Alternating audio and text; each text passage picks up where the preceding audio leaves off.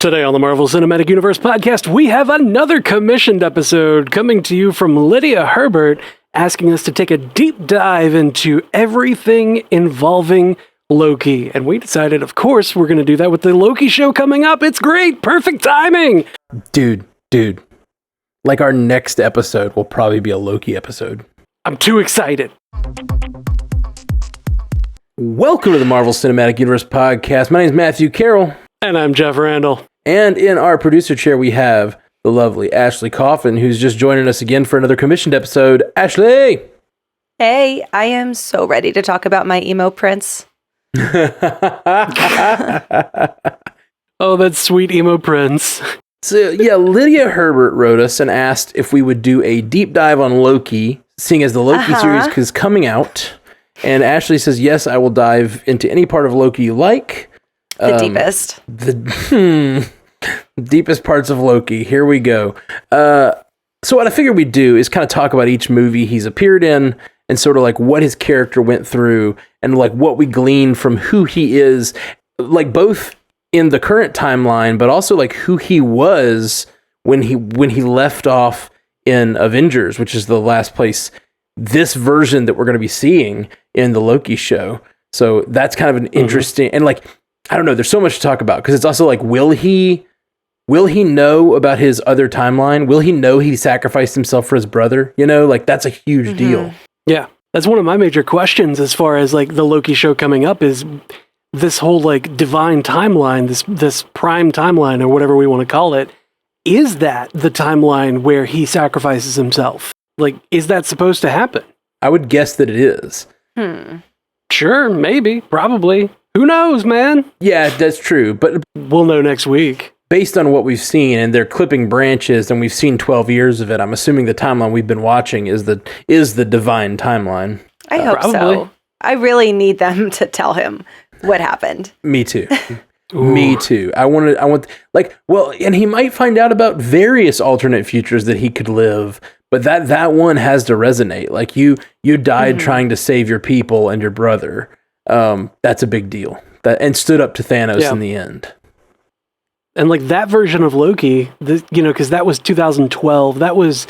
We had seen him at that point in Thor and Avengers. That movie and Avengers, like that was it. That was all we had seen him in, and he was still real petulant. He was still very much. I mean, the main thing that he said to Thor in Avengers was, "I seek to rule them," like not to just live amongst them, not just to watch them do whatever and destroy themselves. I seek to rule them, and we've got that version of Loki that just got the Tesseract and is now like, on this time bender or whatever you want to call it.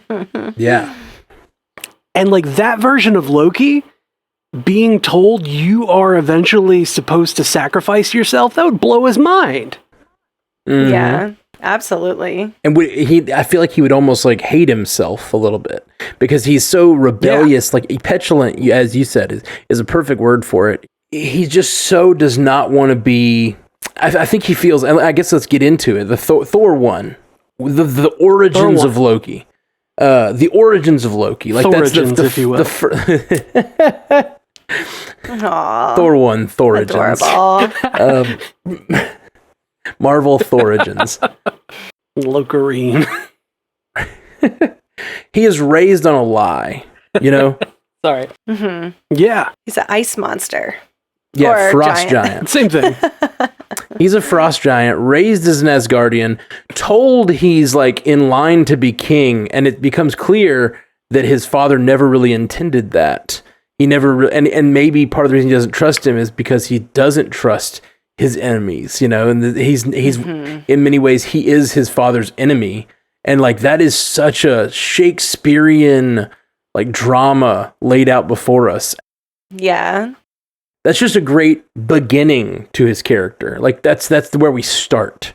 He's got that age-old, like, daddy doesn't love me best complex. Yeah, for sure.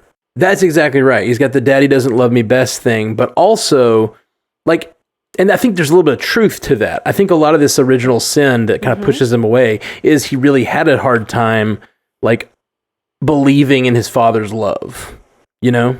Yeah. I mean, he did just recently found out, though. Yeah, Right. I mean, Absolutely. the mom treated him, like a son, at least. For sure. Yeah. Yeah. There's her with, her love and the way that she deals with Loki. And like, if you remember at the end of the first Thor movie, when she was she was defending Odin, but it was like what she was saying about it kind of made sense. Like, of course she didn't want Loki, or they didn't want Loki to feel like he was any different or lesser, or didn't want to let every other person in Asgard know that there was a frost giant living among them. Like, just let it be. Let him look like he's a regular Asgardian, so that he can live a normal life, and everybody around him doesn't shit on him constantly because they're like super racist against frost giants. Yeah. Mm-hmm. Yeah, no, it's sort of that original sin makes sense, but I think the real problem is he raises him to be a son, but I think there is a little bit in Odin that doesn't trust Loki. But I don't think it's because Loki's heritage. I think it's because Loki is sort of untrustworthy. Yeah. 100%. Yeah. He's a sneaky little... Like, it's not because you're a frost giant, it's because you're an asshole. Like, that's why I you don't are an trust you. asshole. Like, you're manipulative and then jumping ahead, and he doesn't understand compassion for these like lower life forms that he sees. Right. He sees these people as lower life forms, not to be, respected, or he thinks he needs to rule them, and he thinks he needs to control them. He thinks him controlling them is better for them. You know what I mean? Like, he truly believes that. Like, you're going to live your best life under my rule. Yeah, exactly. It's better if you just go ahead and no. Yeah. I think that Odin sees all of that in him, and that's why he would choose Thor over Loki. But you gotta question, like, just like Loki does, is there some sort of like, not necessarily racism, but some sort of like prejudice against him because he's not his son? Did he treat him differently because he's not his son? Is part of the reason he is the trickster because he was he received more affection from his mother, who's also a witch and learned all these tricks, and just a little bit of different kind of power. It's less upfront, less honest. It's inherently we talked about it a couple weeks ago. Inherently deceptive, like the nature of his powers. Yeah, illusion is inherently deceptive, and has a tendency to go hand in hand with being a bad person. Yeah, at least in these sick fictions. It's an illusion, Michael. It's an illusion, Michael. Yeah. It's not a trick. It's an illusion. Yep. Hera JK in the chat brings up that Thor was firstborn. So if Loki, Loki was secondborn, he would still be, in the royal family, but not be the next in line to be king, heir. or not next in line for the throne. Yeah, that's absolutely He's fair. not the first heir. Yeah.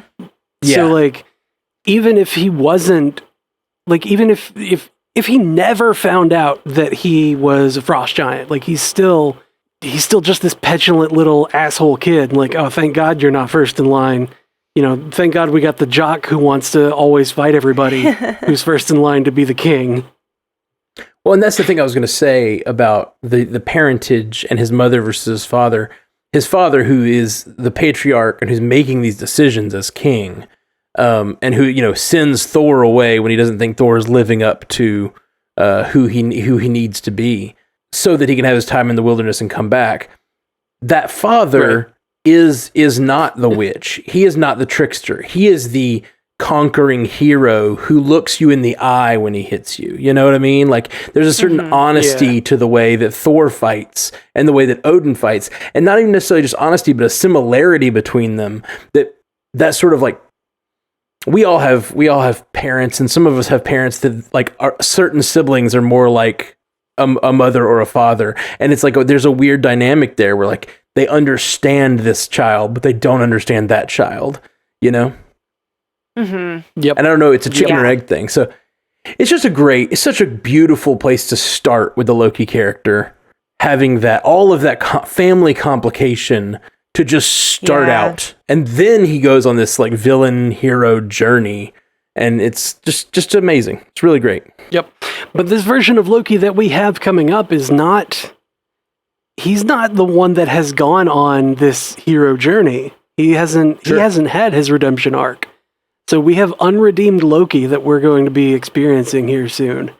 And I don't know if you guys remember, it's been like 9 years since we've had unredeemed Loki, in the wild. Yeah. Oh, yeah, for sure. Yeah, it's going to be good. Well, I wonder how fast it's going to tame him, Well, that's the thing, is like, he's going to be unredeemed. It's possible he'll get a glimpse of that other future, which could change him.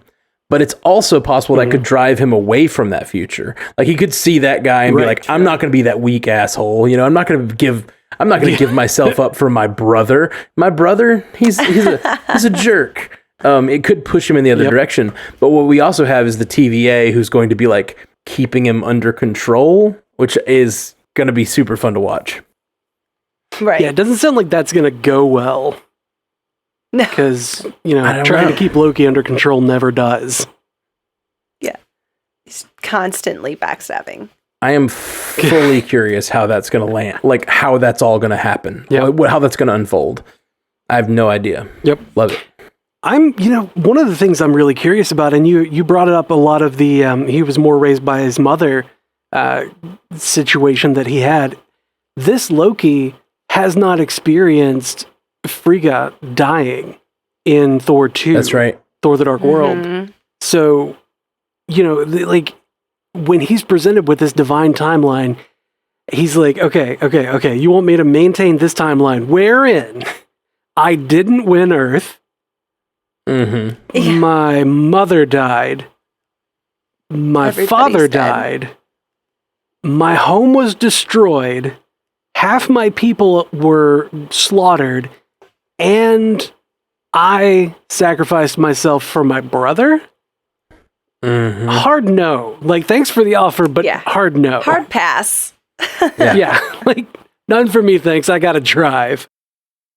It makes a lot of sense why he would not want to work for that agency, but it sounds like at least based on the trailer, his only option is that or Oblivion. And so he has to make that choice. Dusted. Yeah. Oh, I wonder what it is that does that does that dusting that we saw in the most recent trailer. No where somebody idea. just evaporates. Yeah. Probably a Harry Potter wand. Avada Kedavra. That makes sense. Yeah, they just say Avada Kedavra. Kedavra. Yep. That makes the most sense. That obviously is in universe and would be the most logical thing. It's laying right there on the table in universe to pick up and just run with. So why not? So why not? Okay. So that's where he was. The thing that I think when I think most about his next two appearances, well, really, when I think about his experience with Thanos, working for Thanos, and then later working with the Grand Master, I think of Loki as a survivor above anything else. Like, he's sent out in the world, and I mean, even as a child, like, they went and vanquished the Frost Giants, but him as a child, somehow he's the one that survived and was brought into the fold. You know what I mean? Yeah, he was like a pygmy frost giant. It's very confusing. Yeah. He was small for a giant's offspring. And who's his mother? I think they do some sort of magic to make him look like an Asgardian.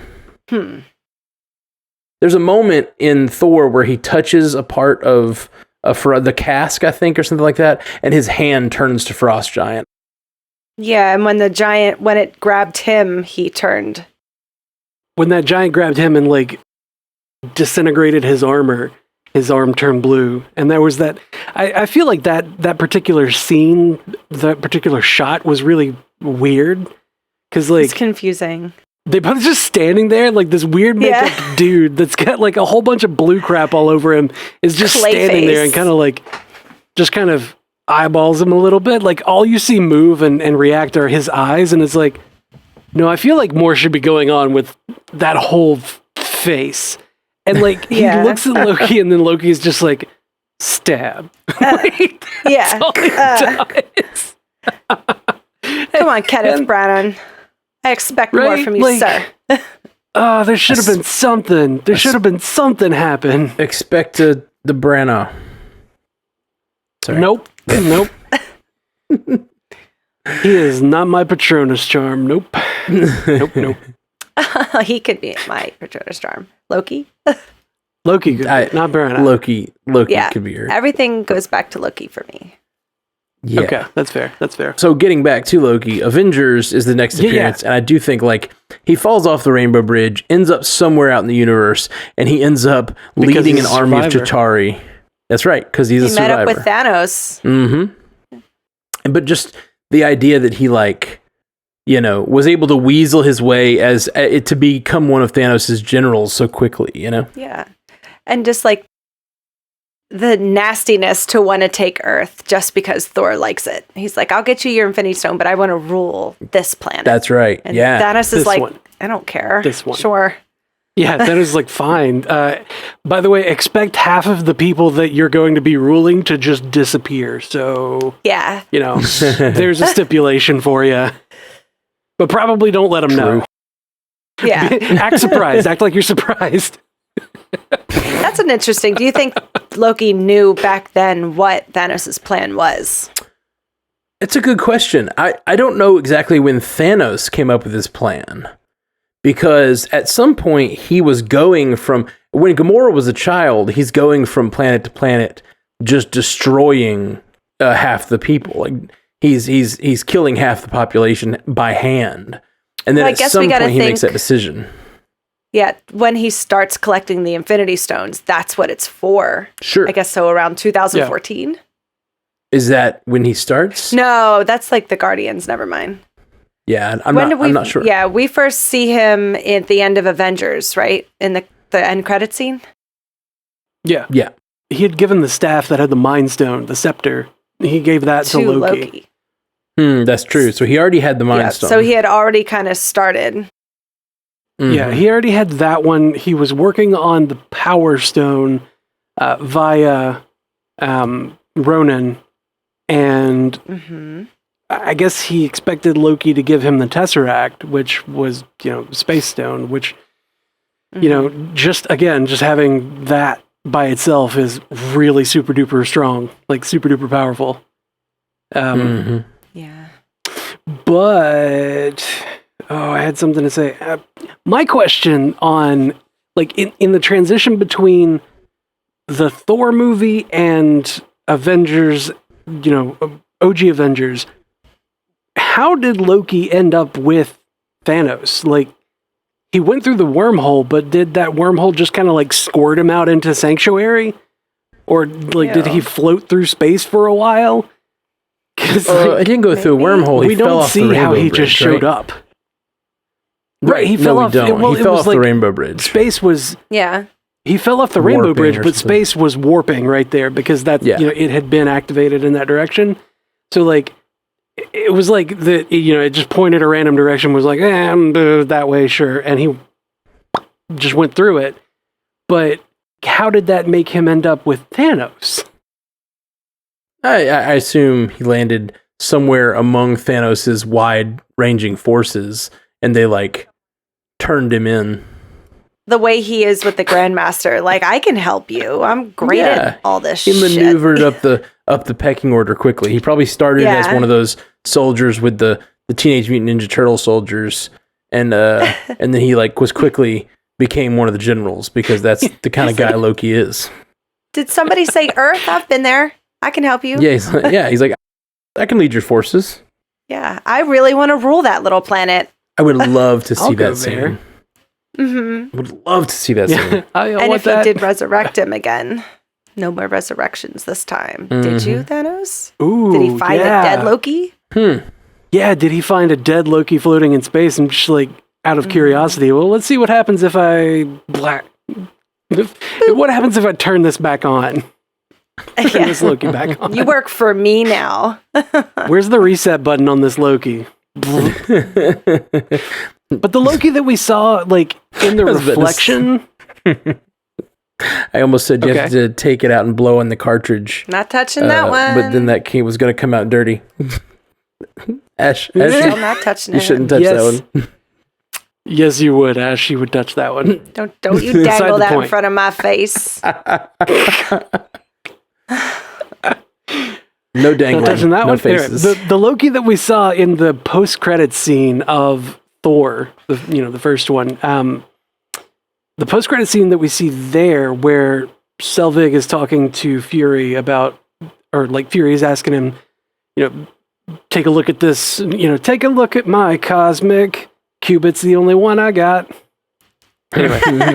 Okay. When Loki was like, well, I guess that's worth a look. Like we see him in the reflection and he's still dirty. Like he looks like he'd just fallen off of the bridge straight to Earth. But he was with Thanos. I don't know. It seemed like when he was using his powers, like when he showed up at the beginning of Avengers, he looked a little drained and sickly more than usual, too. So maybe it's projecting his powers out, draining them. At the end of what movie? Because he had that pale lip look. At the end of what movie do we see him talking to Selvig like that? Or like affecting Selvig? Or it's when it shows the twins? Yeah, it's... No, it's not the twins. That's later. No, it's not those. Okay. It's at the end of Thor. Oh, really? Okay. Yeah. It's been so long. I watched it like a couple of weeks ago.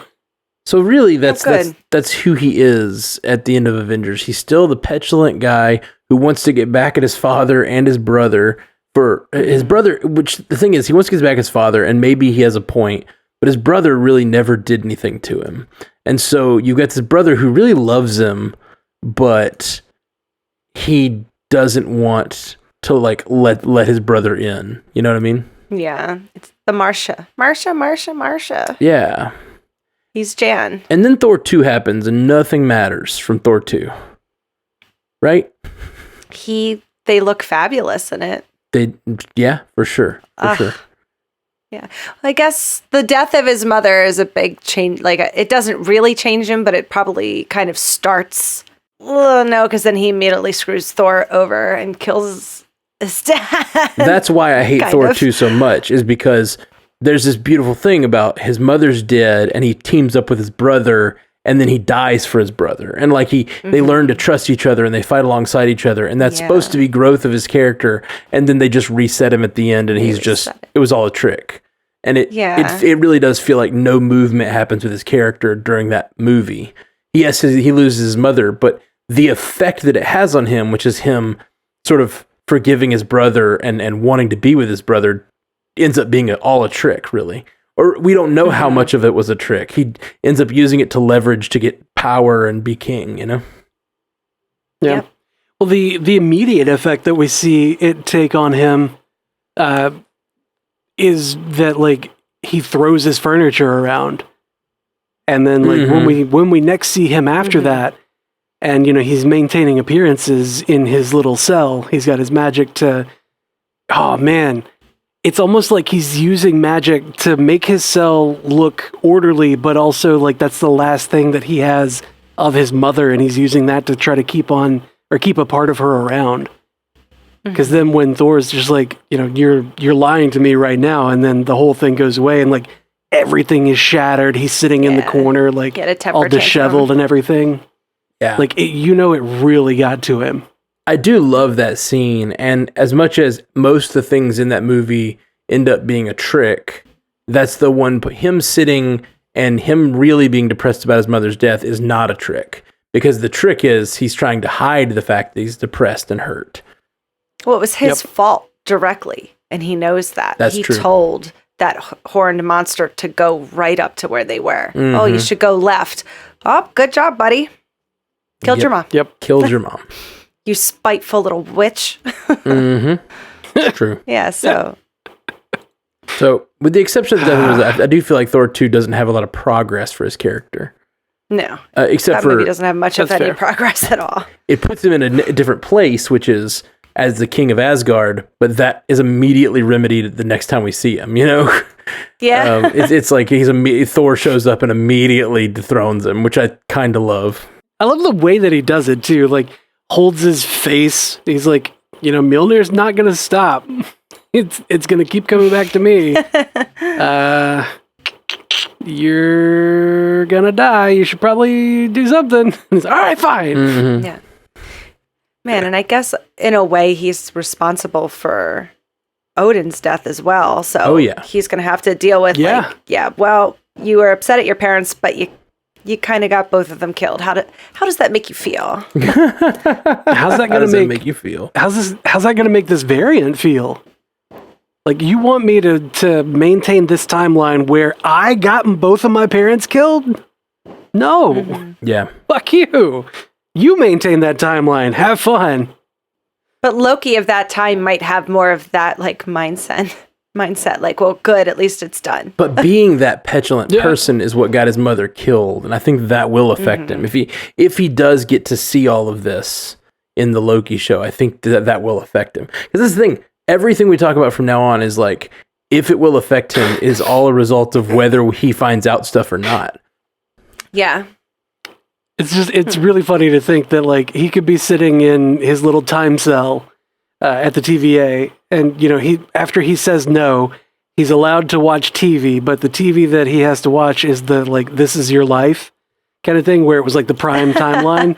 So he just watches he watches the movies like we did, except like this is what happened in the prime timeline, and he's like convinced of it. Like, okay, fine, I'll do it. I'll help. Yeah. Ugh. He's like, all right, those are good movies. I tried not to like them. I really was more of a DC guy, but those Marvel movies just really, it's that contiguous universe. I hear you. Divine timeline. Yep. That's what it is. Divine timeline. Yeah. Most important. Support. I have to maintain the Feige. I get it. I'm just a cog in this larger machine. I understand now. Mm-hmm. I submit to my new Lord Feige. Yeah, the Loki show is going to get real meta. Yeah, it sounds like it. Sounds like it based on our interpretations here. Mm-hmm. Yep, and we're always right. Oh yeah, for sure. Yeah. We know that they listen to us. Oh yeah, all the time. The next thing that we have is Ragnarok, which I do think there's some huge moments for his character here. Again, you see he's a survivor, and the way that he can quickly kind of weasel his way. He's a politician. He's adaptable. He gets at the right hand of whatever king is around. He becomes the right hand man of. He never can get that kingly position himself. He's just like keeps ascending right to next to the throne all the time. Always a hand, never the king. Yeah, I was going to say something like, always a king's guard, never the king, something like, yeah. So in Ragnarok, though, I think the biggest thing in Ragnarok for his character, in my opinion, is the fact that Thor gives up on him. And I kind of love it, because Thor just tells him to his face, like, I love you, but I can't trust you. Like, you're just not trustworthy. Yep. And that's something you've earned. And I'm just going to start treating you like a brother who I love but can't trust. And he leaves him, sitting there being shocked on the floor. And he has time to think about it. And then he decides to come and be the hero that he's, he shows up when he's needed to save Asgard. Savior. Your savior is here. Savior is here. Which is directly out of the play, right? That he was hawking. Yeah. He's wearing the same thing as his statue. Yeah. I think they even show that in the trailer for the Loki show. So I feel like they're going to give us that moment. I don't remember that in the trailer, but it's that specific part of him like coming off the ship with like the whole Loki thing and his helmet. Ooh, that makes me think they're going to show him a version of the divine timeline that he's trying to protect that isn't real. And then he's going to at some point find out what the real divine timeline is. Like the TVA is going to lie to him, like, yeah, the divine timeline is this timeline. And then they show him a clip of him going, your savior is here. And he shows up at Asgard, show him sitting on the throne as king. And like, you've got to protect this divine timeline. And then like at some point, he's like, yeah. Like, yeah, I'm on board with that. I'm on board with that timeline. Yeah. I get to be king and everybody thinks of me as their savior. Perfect. I will do that. Yeah. Yeah, wait, no, you didn't tell me that all of these things. The betrayal. Wow, you really found out, didn't you? Wow, you really got to the bottom of that. Wow. Oh, Owen. We're sorry. We're if so you're sorry. listening. So sorry. And Infinity War is the next thing on the list here, and that he actually makes the sacrifice play. This is directly after Ragnarok and his brother finally giving up on him and him deciding he doesn't want to be the guy who gets given up on, and he actually tries to save his brother. Yeah, one of the things that I absolutely love about that particular scene is the way that he calls himself Loki, Odin's son. Like, and he looks at finally Thor, accepted it. like, he finally accepts that Odin is actually, the one that raised him. Like, that is my father. It's true. Like, I am an Odin son. And like, you could tell right there that, like, when he looks at Thor, he's planning something.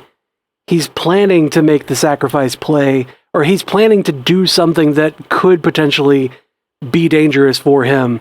And he's like, I think I got this. I have to try to do this. I have to try to do this.